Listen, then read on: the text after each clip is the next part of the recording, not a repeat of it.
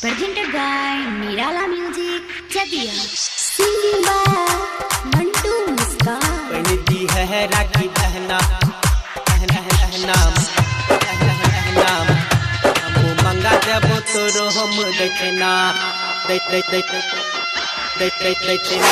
भाई बहन के अइलै त्योहार गे हे गहे हे राखी में बसल छो हमरो प्यार गे हे गई सुन सुन भाई बहन के अइलै त्योहार गे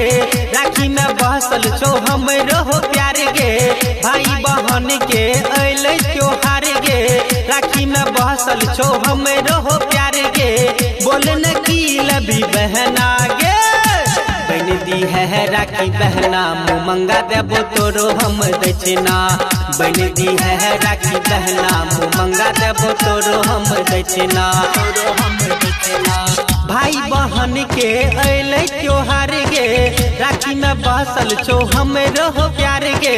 बोलन की लबी बहना गे बन दी है राखी बहना मुँह मंगा देबो तोरो हम दक्षिणा बन दी है राखी बहना मुँह मंगा देबो तोरो हम दक्षिणा बन दी है राखी बहना मुँह मंगा देबो तोरो हम दक्षिणा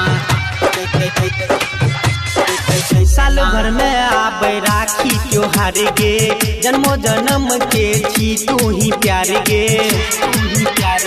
हे गई सुन सुन साल भर में आबे राखी त्योहार गे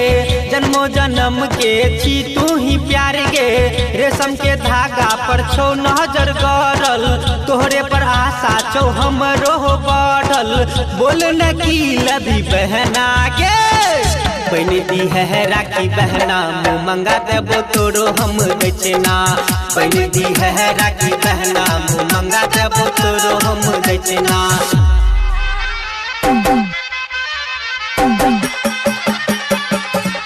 बन दी है राखी बहना मुँह मंगा देबो तोरो हम दक्षिणा